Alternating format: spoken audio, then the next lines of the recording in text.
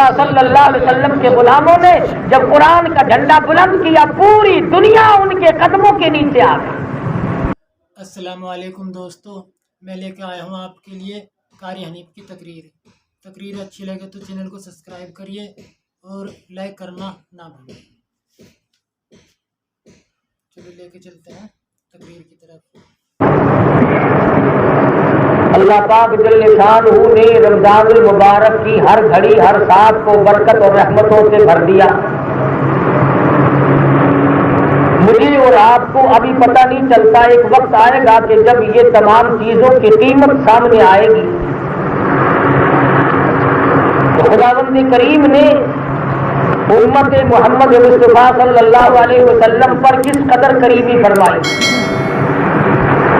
حدیث میں ہے، فرمایا نبی کریم صلی اللہ علیہ وسلم نے کہ شب قدر میری امت سے پہلے آدم علیہ السلام سے لے کر عیسیٰ علیہ السلام تک کی امتوں میں سے کسی کو عطا نہیں ہوئی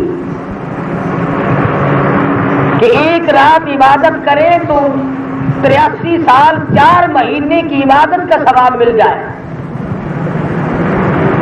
پہلی امتوں میں سے کسی کو اتنا بڑا انعام نہیں ملا۔ 10 راتیں اگر کسی کو نصیب ہو جائے تو 833 برس کی عبادت کے برابر ثواب ملتا ہے۔ اور حدیث میں ہے، فرمایا نبی کریم صلی اللہ علیہ وسلم نے کہ ان راتوں میں خداوند کریم عرش عظیم سے نزول فرماتے ہیں، اور شب قدر کی وہ رات ہے جس میں قرآن کریم لوح محفوظ سے آسمان دنیا پہ آیا۔ بس وہی بات ہے کہ آج ہمیں نظر نہیں آتا، اس لیے یقین نہیں جمتا۔ جن لوگوں کو ان تمام چیزوں پہ یقین تھا وہ انہی معاملات میں سے سب کچھ کما گئے، وہ دنیا اور آخرت میں کامیاب ہوئے، دنیا میں ان کا کوئی مقابلہ کرنے والا پیدا نہ ہوا۔ یہودیوں کی ساری طاقت، عیسائیوں کی ساری قوت، عرب و عجم نے مل کر صحابہ کرام کو کچلنا چاہا، محمد مصطفیٰ صلی اللہ علیہ وسلم کے غلاموں نے جب قرآن کا جھنڈا بلند کیا پوری دنیا ان کے قدموں کے نیچے آ گئی۔ بس آج ہمیں ادھار سا نظر آتا ہے اور کچھ یقین صحیح معنوں میں جمتا نہیں۔ صحابہ کرام کو یقین آیا اور انہوں نے اس یقین کو پوری دنیا میں پھیلا دیا اور اس یقین پہ جان دے دی۔ آج صبح اگر یہ اعلان ہو جائے کہ فلاں جگہ ایک آدمی 5 روپے فی آدمی تقسیم کرے گا تو صبح کی نماز سے پہلے لاکھوں آدمی جمع ہو جائیں گے، اس وجہ سے کہ میری آپ کی نظروں میں 5 روپے کی قیمت ہے، 5 آیتوں کی کوئی قیمت نہیں۔ میری اور آپ کی نظروں میں 5 روپے کی قیمت ہے، 5 رکعتوں کی رمضان میں قیمت نہیں ہماری نظروں کے سامنے۔ 5 روپے کامیاب نظر آتے ہیں اور 5 مرتبہ درود شریف پڑھنا رمضان میں اس کی قیمت کا اور اس کے اجر کا اور اس کے ثواب کا ہمیں اندازہ ہی نہیں۔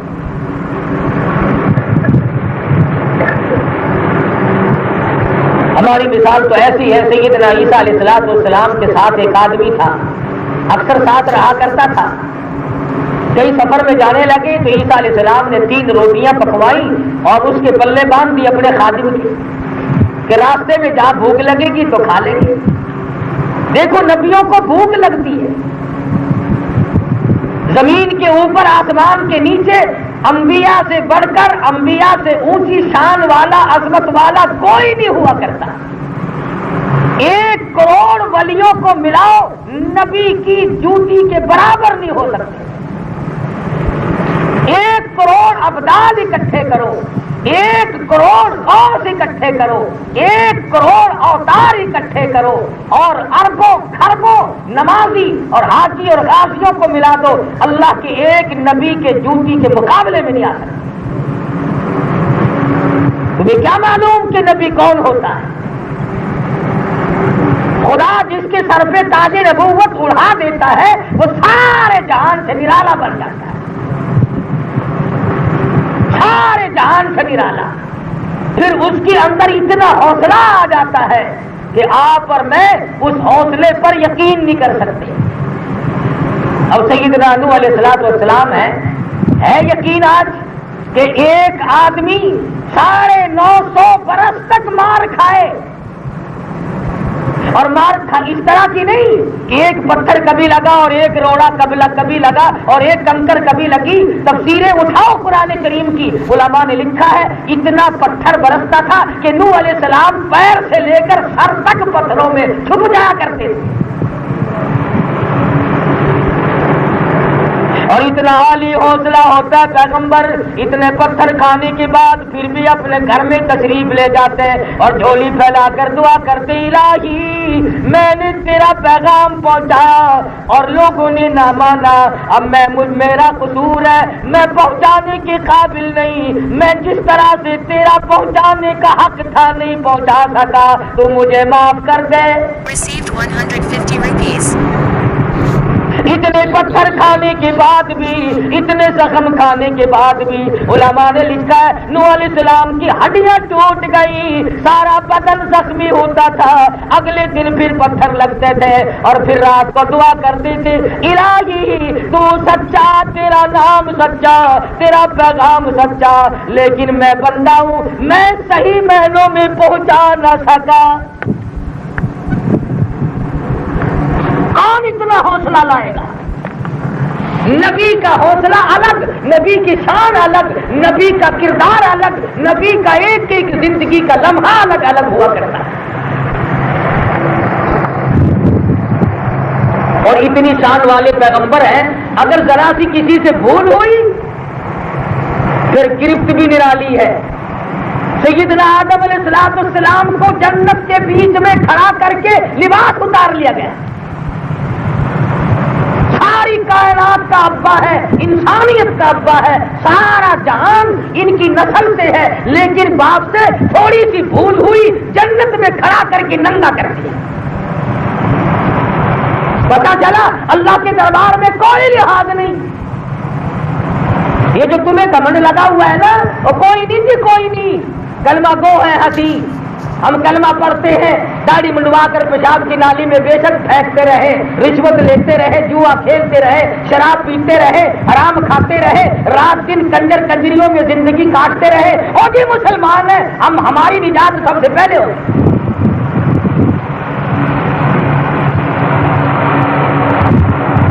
اگر اس طرح سے یہ لوگ چلتے تو ہم کیسے بنتا؟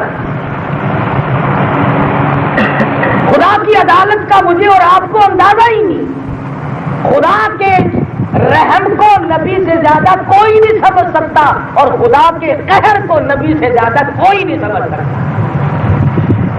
سیدنا آدم علیہ السلام ہے، بھول ہو گئی.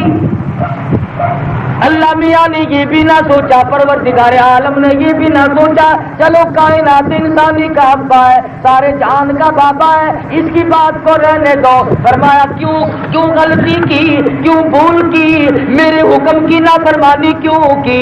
کل ساری جنت خادم تھی، پوری خدمت کیا کرتی تھی، غلمان خدمت کیا کرتے تھے. آدم علیہ السلام کا دل چاہتا انگور کھاؤں، انگور کا خوشہ، انگور کا گچھا خود بخود منہ کے سامنے جھک جایا کرتا تھا، اور جب کھا کر کے سیر ہو گئے کسی کو آواز دینے کی ضرورت نہیں، اٹھا کے لے جاؤ، خود بخود انگور کا خوشہ پیچھے کو ہٹ جاتا ہے. سونی چاندی کے محل سامنے ہے، زعفران کستوری کے بنے ہوئے محل ہے، دودھ کی نہریں بہ رہی ہیں، شہد کی نہریں بہ رہی ہیں، شرابن طہورا کی نہریں بہ رہی ہیں. آدم علیہ السلام موج کر رہے ہیں. اللہ پاک کی تھوڑی سی ناراضگی آئی، فرمایا اے آدم ٹھہر جا، لباس جنتی اتار. جنتی لباس کھڑا کر کے جنت میں اتار لیا. علماء کرام نے لکھا ہے حضرت آدم علیہ السلام درختوں کی طرف بڑھے، پتے توڑ کر اپنی شرمگاہ کو چھپاؤں گا، اپنے ننگ کو چھپاؤں گا. ہاتھ بڑھانے لگے، پتوں میں سے آواز آئی اے آدم پرے ہٹ جا. خبردار اگر ہاتھ لگایا تو ہم تو اس کے غلام ہیں جس پر مالک کی کائنات کی قریبی ہو. برس تک ایک سجدے میں سر رکھ کر کے سیدنا آدم علیہ السلام نے آنسو بہائے. جاؤ جبل رحمت پہ جا کے دیکھو, خدا کی قسم قدم رکھتی اتنے آنسو خود بخود آج بھی بہنے لگتے ہیں, جگر پھٹتا ہے.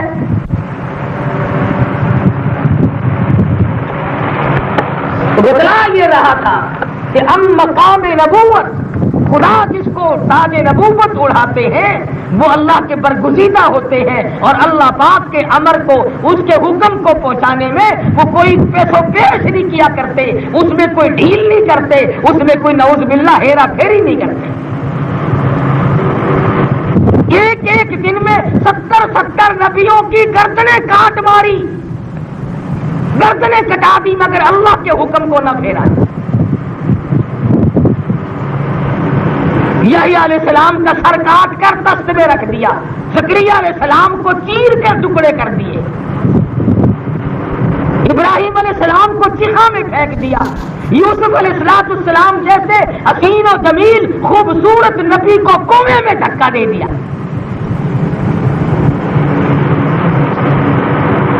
تم کبھی غور تو کیا کرو مالک کی بے نیازی پہ, ایسے ہی اکڑے پھرتے ہو.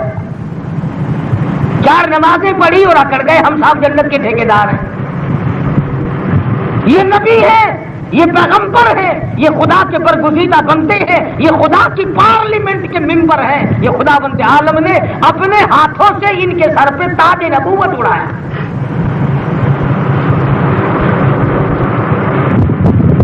میری تیری کیا ہستی, ہم نے تو بس یہ طریقہ سیکھا ہے مسئلوں میں ہیرا پھیری کرو, جیسے قوم راضی ہو ویسے راضی کر دو اسے, جیسے لوگ چاہے ویسے کر دو, بس خوش ہو جائیں گے. وہ پہلے بھی بات کئی مرتبہ سنائی ہوگی, ایک عورت تھی, ماں بیٹے کا جھگڑا ہو گیا, صاحب جائیداد تھے. لڑکی نے کوشش کی کہ ماں کو جائیداد نہ ملے, ماں مولوی کے پاس گئی, جا کے کہنے لگی ایسا فتویٰ لکھ دے جو ساری جائیداد مجھے مل جائے. مولوی صاحب کہنے لگے 100 روپے لگیں گے. انہوں نے کہا 100 روپے میں دوں گا. انہوں نے کہا پہلے دے, فتوے کا معاملہ بعد میں اگر پھر گئی تو میں کیا کروں گا, پہلے لا. اس زمانے میں 100 روپے لے کر کے فتوے دیا کرتے تھے, اب اور بتیرے کردار چل رہے ہیں. انہوں نے کہا 7 گز لٹھا لا, اس پہ بیٹھ کے چلا کھینچوں گا. کوئی کہتا ہے کہ اتنا لٹھا لا, میں اس کا لنگوٹ کس کے چلا کروں گا. اور قوم ہے قرآن کو چھوڑ کر, نبی کے فرمان کو چھوڑ کر, 1,29,000 صحابہ کے کردار کو چھوڑ کر, اہل بیت کے عمل اور کردار کو چھوڑ کر ٹھگوں کی بات میں فوراً آتے ہیں. ذرا سی کوئی عورت بیمار ہو گئی, اب وہ تو ایک مسئلہ چلا ہوا نا, مولوی کے پاس جاتی ہے, دیکھو مجھے کیا ہوا, اوہو تیرے اوپر تو برابر والی نے کہیں جادو کر رکھے ہیں, بس تو خدا یوں ہی بچ گئی, ورنہ وار بڑا سخت تھا.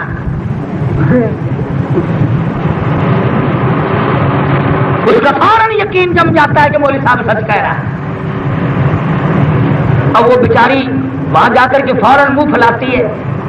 پڑوس والی کہتی ہے بہن کیا حال ہے, انہوں نے کہا جا حال پوچھ رہی ہے, تو نہیں تو سب کچھ کر رکھا, فلانا مولوی کہہ رہا تھا.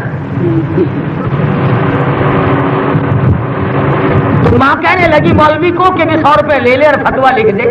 اس نے 100 روپے لیے, اس نے کہا پکا فتوا لکھنا. اس نے کہا ایسا لکھو کوئی نہ بدل سکے.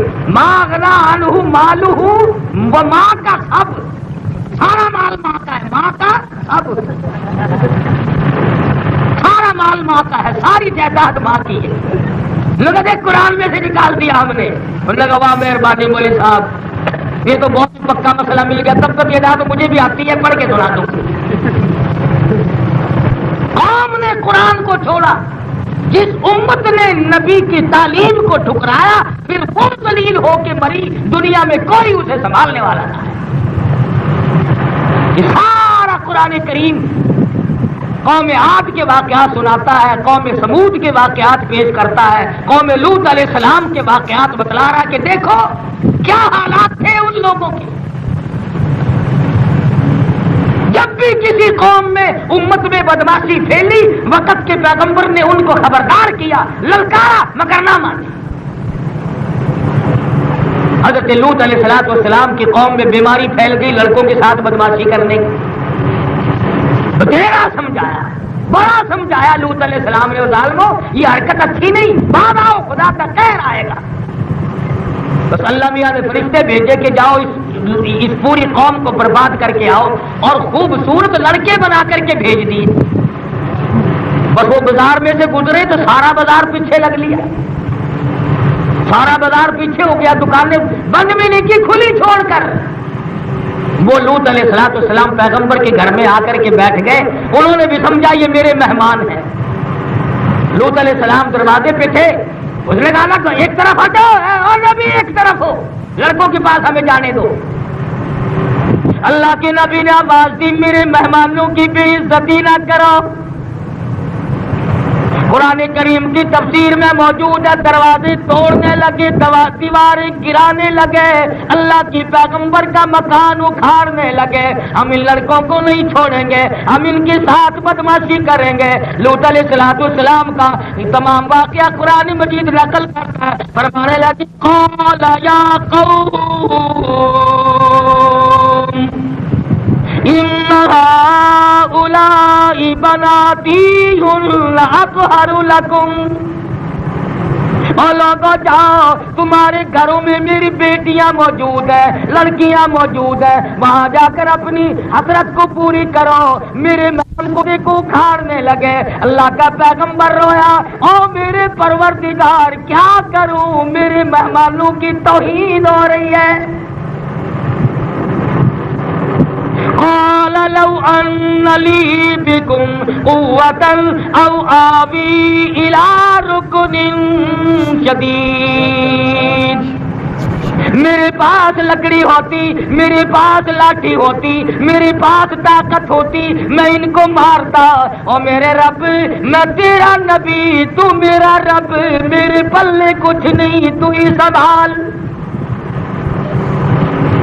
فرشتوں نے پہلے نہ بتلایا, جب دیکھا اللہ کا نبی رو رہا ہے, بے بس ہے, بے کس ہے, اندر بیٹھی بیٹھی رو پڑے. اور لوط علیہ السلام گھبرانا, قالوا یا لوط انا رسول ربک, ہم تو فرشتے ہیں, لڑکے نہیں, انہیں آنے تو دو. لوط علیہ السلام ایک طرف ہٹے اور وہ کھڑے ہوئے, ساری قوم بھاگنے لگی. آواز آئی اب کہاں بھاگو گے, آواز آئی تمام زمین کو, پوری زمین سے کاٹ کر آسمان کے قریب لے جاؤ.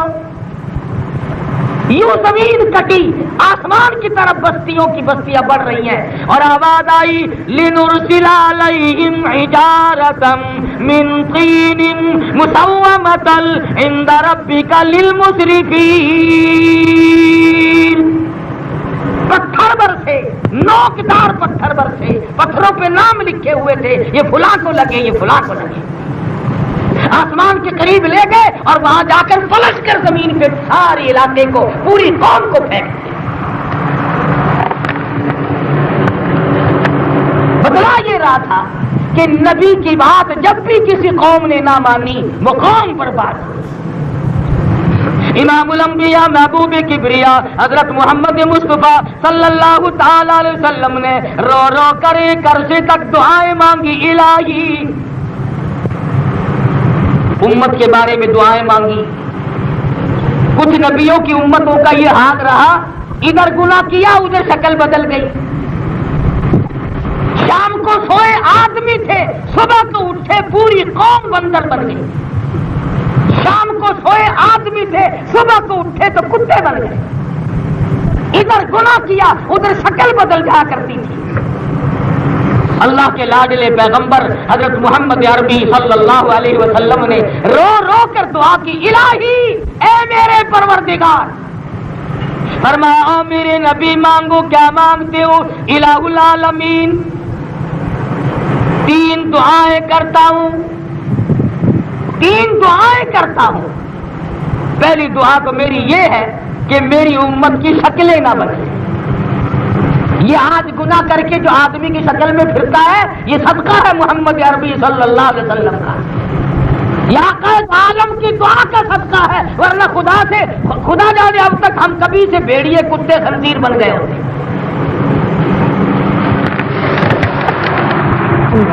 اللہ میاں نے قبول فرما لی. دوسری دعا کی الہ العالمین میری امت کو یکدم عذاب دے کر پوری امت کو یکدم عذاب دے کر برباد نہ کیا جائے جیسا کہ قوم عاد کا نام و نشان مٹا دیا, قوم سمود کا نام و نشان مٹا دیا, لوط علیہ السلام کی قوم کا ایک بچہ باقی نہ بچا, سب کو مٹا کے رکھ دیا. دعا کی اللہ کے نبی نے اس طرح سے میری امت کو برباد نہ کیا جائے. اللہ پاک نے یہ بھی قبول فرمایا. مالک کائنات کی حضور میں مدنی کریم صلی اللہ تعالی علیہ وسلم نے پھر رو رو کر کے دعا کی, پھر عاجزی کی. سیدہ عائشہ صدیقہ رضی اللہ تعالیٰ عنہ فرماتی ہے بالخصوص رمضان المبارک میں اتنی دعائیں فرمایا کرتے تھے, چاند نظر آتے ہی حضور کا رنگ پیلا پڑ جاتا تھا, رنگ فق ہو جاتا تھا, گھبراہٹ سی طاری ہو جاتی تھی. سیدہ عائشہ صدیقہ فرماتی ہے میں نے پوچھا یا رسول اللہ میرے ماں باپ آپ پہ قربان ہو جائے, کیا بات ہے یہ گھبراہٹ کیسی؟ فرمایا او میری عائشہ رحمتوں والا مہینہ آ گیا, خیر و برکت والی گھڑیاں راتیں آ گئی, جو اس میں بھی محروم رہ گیا وہ مارا گیا. مجھے اس امتی کا فکر ہے جو رمضان میں بھی اپنی بخشش نہ کرا سکا, جس کی مغفرت رمضان کے مہینے میں بھی نہ ہوئی, خیر و برکت والے مہینے میں بھی نہ ہوئی, اتنی بڑی کریمی کا دریا بہ رہا پھر بھی نہ ہوئی. حضور فرماتے مجھے اس کا غم ہے. ساری ساری رات قدم مبارک ورم کر جاتے تھے, سوجن آ جاتی تھی عبادت کرتے کرتے. تیسری دعا بھی کی تھی اے میرے پروردگار امت کے گناہوں کو یہی فوراً معاف کر دیا جائے. جواب ملا میرے نبی یہ میرے اصول کے خلاف ہے, یہ فیصلہ میری عدالت کرے گی. دنیا میں یکدم برباد نہیں کروں گا, میرا وعدہ آپ سے, شکلیں نہیں بدلوں گا, میرا آپ سے وعدہ. وما كان الله ليعذبهم وأنت فيهم, جب تک آپ ان لوگوں میں موجود ہیں میرا کوئی عذاب نہیں آئے گا. حضور نے پھر دعا کی الہی میری بات بھی میری امت کی حفاظت فرما. آواز آئی وما كان الله معذبهم وهم يستغفرون, جب تک قوم امت استغفار کرتی رہے گی اور میرے محبوب میرا وعدہ میں برباد نہ کروں گا. وَبِالْأَسْحَارِ هُمْ يَسْتَغْفِرُونَ, وہ قوم کامیاب ہے جو صبح کو استغفار کرتی ہوئی اٹھتی ہے. وہ قوم کامیاب ہے جو صبح کو استغفار کرتی ہوئی اٹھتی ہے, استغفار کرتے ہوئے سو جاتے ہیں, اللہ سے معافی مانگتے ہوئے سو گئے, اللہ سے معافی مانگتے ہوئے اٹھ گئے. آج چھوٹے بڑے امیر غریب حاکم و محکوم اللہ کا نام نصیب, گانا سنتے سو گئے, گیت گاتے اٹھ گئے, اور پھر مجھے بھی اور آپ کو بھی سب کو شکوا ہے کہ جی خیر نہیں برکتیں اٹھ گئی. ارے اٹھ کہاں گئی؟ ہم نے دھکا دے کر برکتوں کو نکال دیا, ہم نے رحمت کو گھر سے نکال دیا, خیر ہم نے نہ چاہا. صبح کو ممتاز آباد میں اعلان کر دو کہ قاری حنیف کے پاس جو مسجد میں بیری کھڑی ہے, ایک آدمی کو ٹی بی کا بخار تھا, اس نے 3 پتے چبائے, بالکل تندرست ہو گیا. یقین جانو 3 دن میں بیری کا ٹنڈا ہو جائے تو میرا نام بدل دے گا. ایسی ایسی باتوں کے پیچھے بڑے جلدی پڑتے ہیں. درختوں کے پتے دبا کر بیماریاں کاٹتے ہو, قرآن پڑھ کر بیماری نہیں کٹتی. آج بتا دو کہ فلاں جگہ ایک آدمی بیٹھا ہے اور وہ یوں کرتا ہے, پھر دیکھو لائن لگی. قرآن کو چھوڑ دیا, اللہ کی کتاب سے اعراض کیا. یہ تو خدا بند کریم کا کرم ہے. انگریز نے قرآن کو مٹانا چاہا مگر وہ بھی نہ مٹا سکا. انہوں نے ایک ترکیب بنائی تھی. ہندوستان میں جب انگریز آیا, جتنے قرآن مجید ملتے اس زمانے میں چھاپے خانے تو تھے نہیں, یا تھے تو بہت کم مقدار میں تھے, کسی اور صورت کے تھے جیسے آج سہولت ہے وہ کہاں تھی. قرآن مجید خریدنے لگے انگریز اور جلا دے, خریدے اور جلا دے, خریدے اور جلا دے. تاکہ قرآن ختم ہو جائے، مسلمانوں کے پلے قرآن نہ رہے۔ وہ یوں کرتے کرتے پانی پت آ گئے اور انہوں نے قرآن کریم وہاں خریدنے شروع کیے۔ تو کوئی آدمی کہنے لگا بڑے پاگل ہو تم، سنا انگریز بڑا کلمت ہوتا ہے، تم جیسا بے وقوف تو کوئی بھی نہیں۔ اس نے کہا کیوں؟ کہ کس لیے جلا رہے ہو؟ کہ قرآن ختم ہو جائے۔ انہوں نے کہا اچھا ذرا یہاں بیٹھو۔ انہوں نے 6-7 سال کے کئی لڑکے بلوائے اور تھوڑا تھوڑا ملا کر سارا قرآن کریم بچوں سے پڑھوا دیا۔ انہوں نے کہا کیسے مٹاؤ گے بولو؟ یہ تو مسلمانوں کے دلوں میں بسا ہوا ہے، یہ نہیں مٹ سکتا۔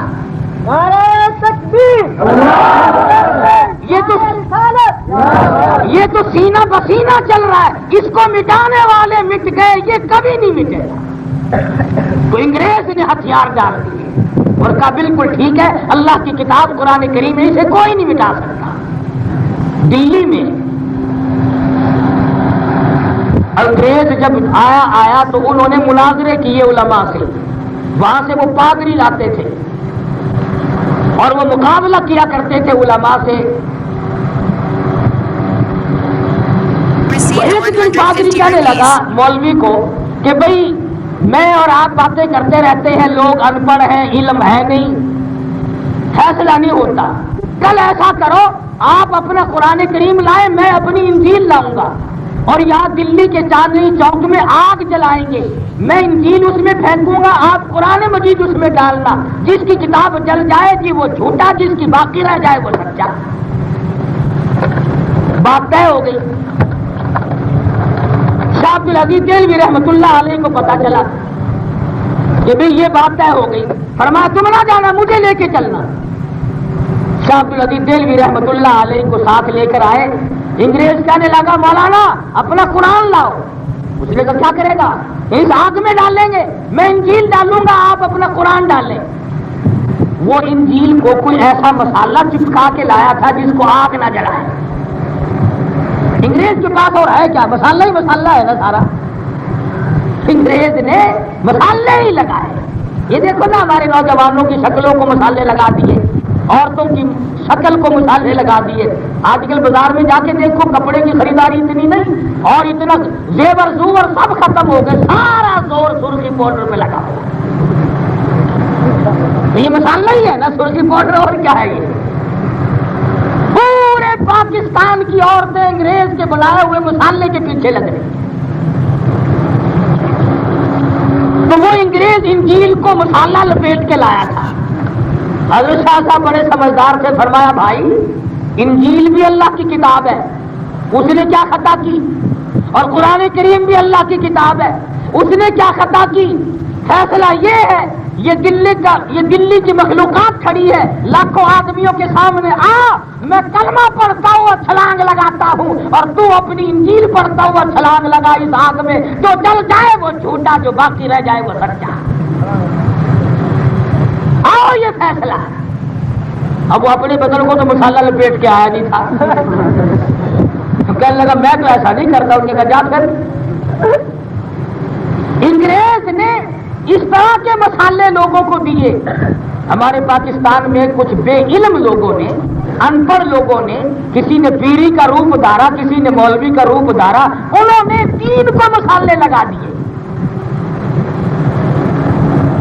امام الانبیاء محبوب کبریا حضرت محمد مصطفیٰ صلی اللہ علیہ وسلم نے فرمایا جس نے مجھ پر الزام باندھا میرا فرمان نہیں، میری طرف نسبت کیا کہ فلاں فرمان حضور کا ہے، فرمایا فَلْيَتَبَوَّأْ مَقْعَدَهُ مِنَ النَّارِ، اس نے اپنا ٹھکانہ جہنم میں بنا لیا۔ حضور اکرم صلی اللہ علیہ وسلم کی سنتوں کو چھوڑ دیا، بدعت کے پیچھے لگ گئے۔ مدنی کریم صلی اللہ تعالی علیہ وسلم کے صحابہ نے خیرات بھی کی، صدقے بھی کیے، فطرانی بھی دیے، زکوٰۃ بھی ادا کی، روزے بھی رکھے، نمازیں بھی پڑھی، قرآن مجید بھی رات دن پڑھا، مگر کسی قسم کا صحابہ کرام کی زندگی میں بدعت کا بیج نہ آیا۔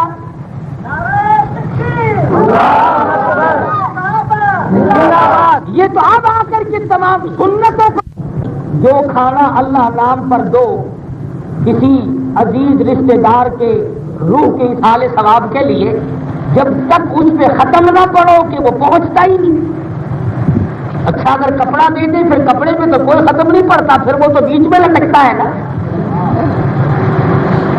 ایک آدمی نے اپنی والدہ کے ایصال ثواب کے لیے مسجد میں بجلی کا ٹیوبویل لگوا دیا. اب مسئلہ تو یہ ہے کہ جب تک وہ ٹیوبویل پانی دے گا لوگ وضو کریں گے, ادھر تو صدقہ کرے گا ادھر اس کی ماں کی خبر ٹھنڈی ہوگی. مگر اس ٹیوبویل پہ تو فاتحہ کبھی کسی نے نہیں پڑھی, اس پہ تو ختم کبھی کسی نے نہیں دیا. اسی طرح اگر کسی نے ایصال ثواب اپنے والد کے لیے بیوی کے لیے مسجد کی دیوار بنا دی, چھت ڈلوا دی, فرش بنوا دیا, کوئی چیز بھی اس طرح سے صدقہ خیرات کیا, کنواں بنوا دیا, سرائے بنوا دی, تو کبھی کسی نے ختم نہیں پڑا تو پہنچے گا کیسے؟ اور ملا بڑا ڈنگی ہوتا ہے, 40ویں دن آتا ہے کہ آج روح نکالنے آیا ہوں میں, تو اس دن اسرائیل ٹھیلا خالی لے گیا. بڑے میاں کی روح جو آج نکل رہی ہے اس دن فرشتہ کیا کرنے آیا تھا؟ اور اگر روح آج تک تھی تو اسے قبر میں کیوں پہنچایا؟ جو کہ یہ کونے میں چپکی رہا ہے, کونے میں ایک لگی ہوئی ہے تیرے کونے میں جو چپک گئی روح, جو کہ دروازے پہ کسی بچے کو نہ کھڑا ہونے دینا, روح کی ٹکر نہ بچ جائے.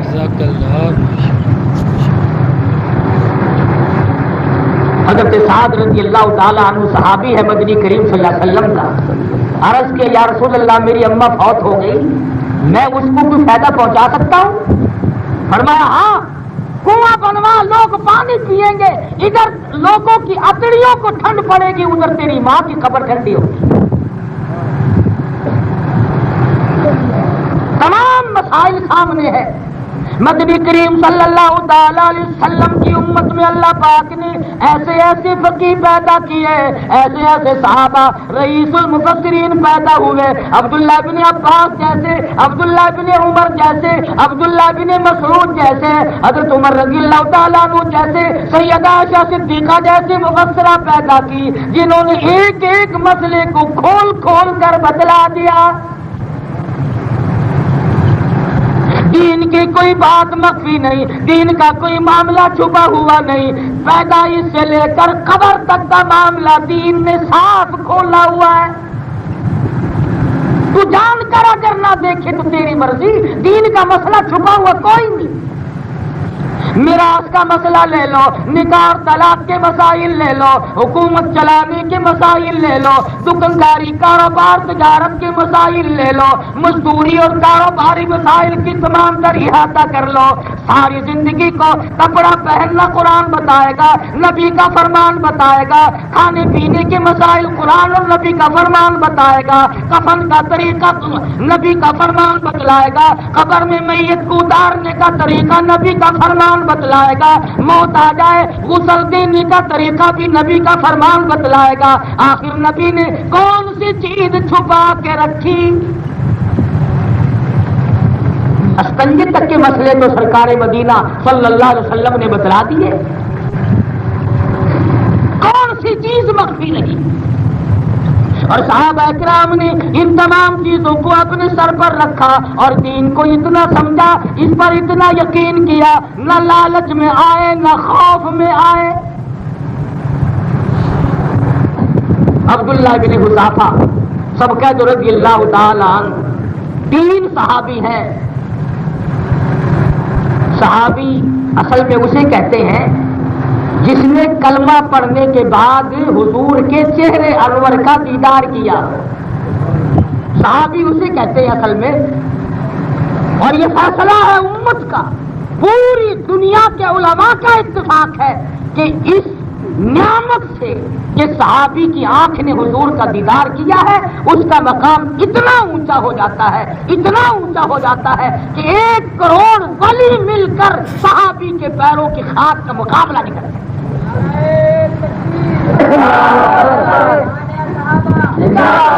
اس لیے کہ اس کو وہ جو نعمت ملی مدنی کریم صلی اللہ علیہ وسلم کے دیدار کرنے کی, کلمہ پڑھنے کے بعد ایمان ملا اور دیدار ملا, اس کا مقابلہ کوئی نہیں کر سکتا. قرآن کریم میں ہے وَالْعَادِيَاتِ ضَبْحًا فَالْمُورِيَاتِ قَدْحًا, قسم ہے ان گھوڑوں کی، قسم ہے ان گھوڑوں کی جن پہ میرے نبی کے غلام سوار ہو کر جہاد کرتے ہیں، قسم ہے گھوڑوں کے پیروں کی، قسم ہے گھوڑوں کے پیروں سے اڑی ہوئی خاک کی، قسم ہے صحابہ کے گھوڑوں کے پیروں سے اڑی ہوئی خاک جو گھوڑے کے نتنے میں جا کے بیٹھ گئی، میل کچیل کی شکل اختیار کر گئی۔ فرمایا اللہ پاک کہتے ہیں مجھے اپنے محبوب کے دیوانوں کے گھوڑوں کے میل کچیل کی قسم۔ کیا سمجھو صحابہ کتنے اونچے مقام کے مالک ہیں۔ ترجمہ تو دیکھا کرو قرآن کریم کا، کبھی تو قرآن مجید دیکھ لیا کرو۔ عبداللہ بن حذافہ رضی اللہ تعالیٰ عنہ دین دیوانے ہیں، دین پروانے ہیں، میدان جنگ میں لڑائی کر رہے ہیں، لڑ رہے ہیں، عیسائی فوج نے دھوکہ دے کر صحابہ کو گرفتار کر لیا، 3 صحابی گرفتار ہو گئے، پکڑ کر اپنے بادشاہ کے یہاں لے گئے، بادشاہ کے یہاں جا کر کے پیش کر دیے۔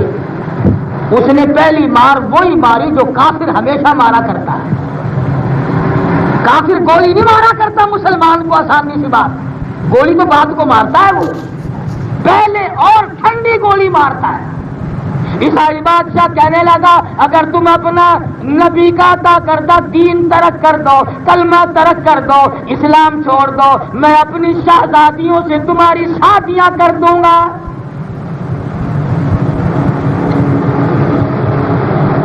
وہ تو نبی کی نگاہ کے رنگے ہوئے لوگ تھے، میرے تیرے جیسے ہوتے نا، اچھا جی بڑی مہربانی،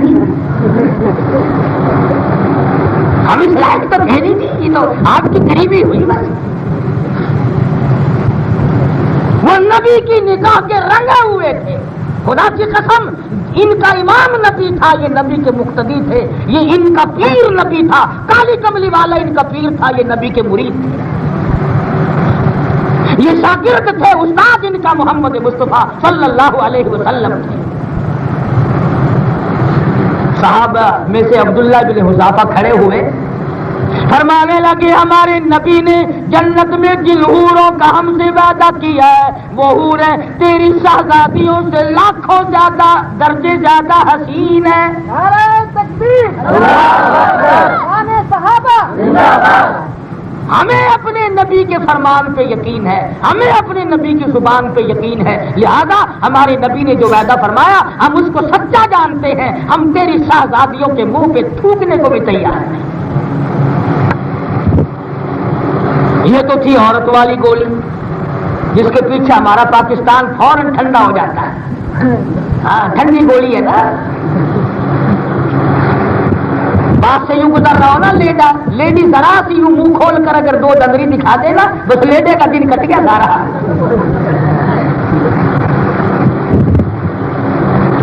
کیا زندگی ہے، کیا ہم لوگوں کے ضمیر ہے۔ نبی کے صحابہ نے ٹھکرا دی یہ پیشکش۔ اب دوسرا لالچ آیا، عیسائی بادشاہ کہنے لگا چلو اگر تمہیں عورتوں کی ضرورت نہیں میں تمہیں اپنی آدھی بادشاہت کا مالک بناتا ہوں، کلمہ انکار کرو، دین ترک کر دو، کلمہ چھوڑ دو، آدھی بادشاہ تمہاری، لکھوا لو میں تمہیں مالک بنا دیتا ہوں۔ وہاں بھی اگر ہم جیسا کوئی ہوتا نا، اچھا جی جناب کی بڑی بڑی مہربانی، ماشاءاللہ بڑے سخی ہیں آپ۔ صحابہ کرام نے اس پیشکش کو بھی ٹھکرا دیا، فرمایا محمد عربی صلی اللہ علیہ وسلم نے جس جنت کا ہم سے وعدہ فرمایا وہ تیری پوری بادشاہت سے 100 گنا زیادہ بڑی ہوگی۔ تیری بادشاہت میں اینٹ اور پتھر کے مکان ہے، اللہ کے نبی نے جس جنت کا ہم سے وعدہ کیا اس میں سونے چاندی کی اینٹوں کے مکان ہیں، تیرے محلوں میں گارا لگا ہوا ہے، جنت کے محلات میں کستوری اور مستعنبر لگا ہوا ہے۔ نگر مانتے نہیں، نگر نہیں توبہ کر، کلمے کا انکار کیسے کریں؟ ہمیں کلمہ کوئی مفت میں ملا؟ ہم نے تو کلمے کی قیمت چکائی ہے، ہمارے چمڑے ادھیڑ دیے گئے کلمہ پڑھنے کی وجہ سے، ہم نے مار کھائی ہے، کلمہ نہیں چھوڑا۔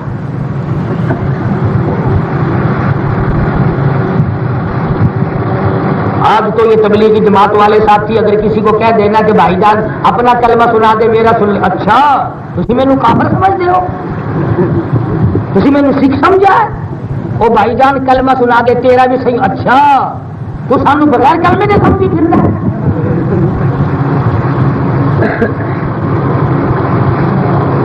دونوں راستے دکھائے بادشاہ نے، عیسائی نے، عورتوں والا بھی اور ملک کا مالک بنانے والا بھی، بادشاہت والا بھی، صحابہ نے دونوں ٹھکرا دیے۔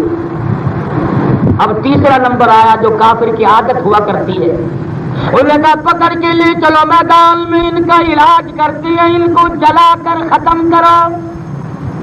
پتہ ہے جان کتنی عزیز ہے؟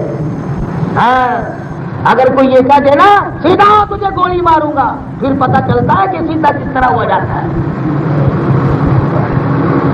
مدنی کریم صلی اللہ تعالی علیہ وسلم کے دیوانوں کو پکڑ کر میدان میں لائے اور تانبے کی دیگ آگ پہ چڑھا دی، آگ جلی، دیگ سرخ ہو گئی، گرم ہو گئی، ایک دیوانے کو پکڑ کر دیگ میں پھینک دیا، کھال جل گئی، گوشت جل گیا، ہڈیاں جل کر راکھ ہو گئی، مگر صحابہ کہتے ہیں جب تک دم میں دم رہا دیگ میں سے برابر کلمے کی آواز آتی رہی۔ ایک کو شہید کر دیا جلا کر، اب دو جو تھے باہر کے ان کو تو کب کبھی چڑھ جانی چاہیے تھی نا، کبھی بھی نمبر لگ گیا، بس اب میرا نمبر بھی آ گیا، بس اب تیاری ہے، روتے دھوتے خدا جانے کیا کیا کرتے، ہاتھ پھیلاتے، جھولی پھیلاتے، دعائیں مانگتے۔ یوں آتا ہے کتابوں میں نبی کے دیوانے ایک دوسرے کو کہنے لگے مبارک ہو مبارک ہو۔ وہ جو دو پیچھے ہے زندہ ہے نا ابھی، ایک دوسرے کی طرف دیکھ کر ہنس رہے ہیں، مسکرا رہے ہیں اور کہنے لگے مبارک ہو مبارک ہو۔ کافر نے پوچھا کاہے کی مبارک؟ شادی ہو رہی ہے، کاہے کی مبارک؟ صحابہ کہنے لگے شہادت کی نیت سے گھر سے نکلے تھے، شہادت کی نیت سے گھر سے نکلے تھے، میدان جہاد میں موقع نہ بنا، اللہ پاک نے یہاں بندوبست کر دیا، شہادت کا موقع فراہم کر دیا۔ صحابہ ایک دوسرے کو کہنے لگے اب گھبرانا نہیں، انشاءاللہ کل حوض کوثر پہ ملاقات ہوگی۔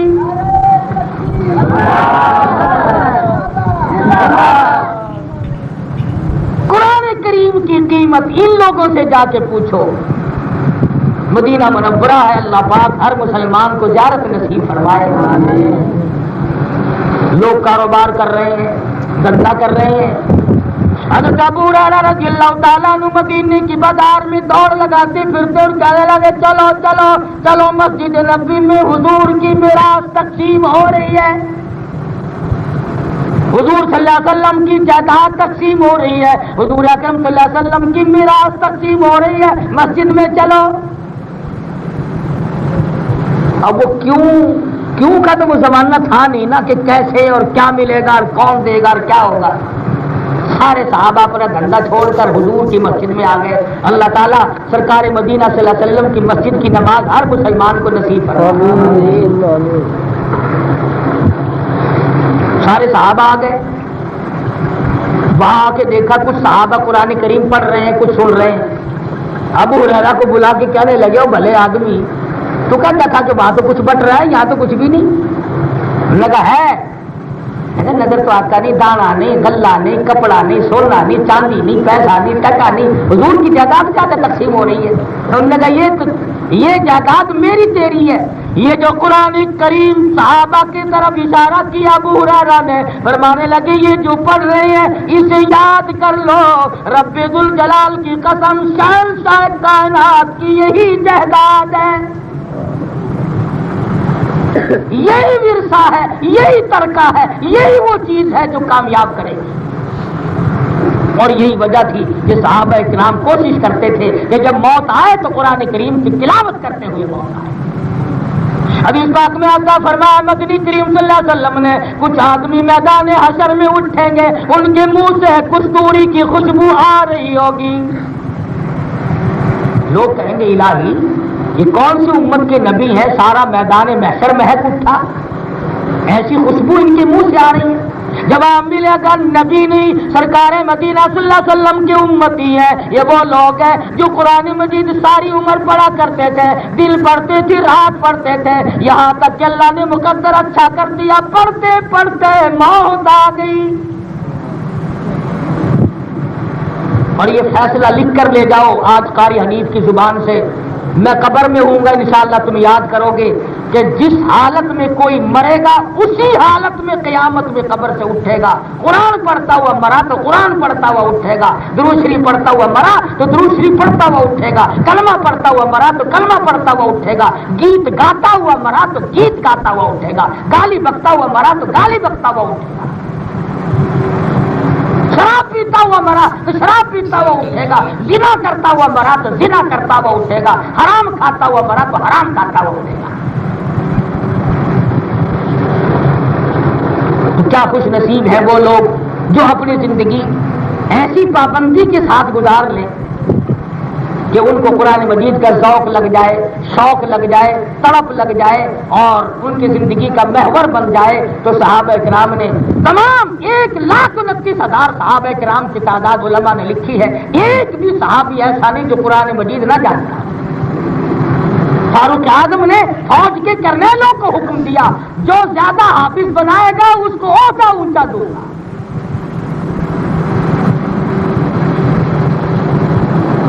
ہزاروں مسجدیں فاروق اعظم نے جامع مسجدیں بنائی اور 16,000 کے قریب مسجدیں چھوٹی بنائی ادھر ادھر علاقوں میں، اور ہر جگہ تراویحوں میں قرآن مجید فاروق اعظم نے پڑھوایا اور لوگوں کو سنوایا. تجربہ کر کے دیکھ لو، آج قرآن مجید ختم ہو گیا نا اس مسجد میں، کل کو تراویح پڑھ کے دیکھنا مزہ ہی نہیں آئے گا. حالانکہ کل کو تراویحوں میں علم ترا کی سورت جو پڑھیں گے ہے تو وہ بھی قرآن کریم ہی، مگر وہ لطف نہیں رہا. آج کلام پاک ختم ہوا اس کی لذت گئی، کل کو رمضان ختم ہو جائے گا اس کی برکتیں ختم ہو جائے گی. یوں آتا کتابوں میں کہ رمضان کے اخیر میں آ کر صحابہ داڑے مار مار کر رویا کرتے تھے کہ شاید یہ پھر کس کو ملے گا، پھر کس کو نصیب ہوگا اور کس کو نہیں. تو یہ 4 دن باقی ہے، کمائی کر لو، لوٹ لو، دامن بھر لو، جھولی بھر لو، جو کر سکتے ہو وہ کر گزرو. خدا جانے پورا سال باقی ہے، کون باقی رہے گا اور کون نہیں. اللہ پاک مجھے اور آپ کو عمل کی توفیق عطا فرمائے اور رمضان المبارک کی خیر و برکتوں سے ہم سب کو نوازے. اللہ پاک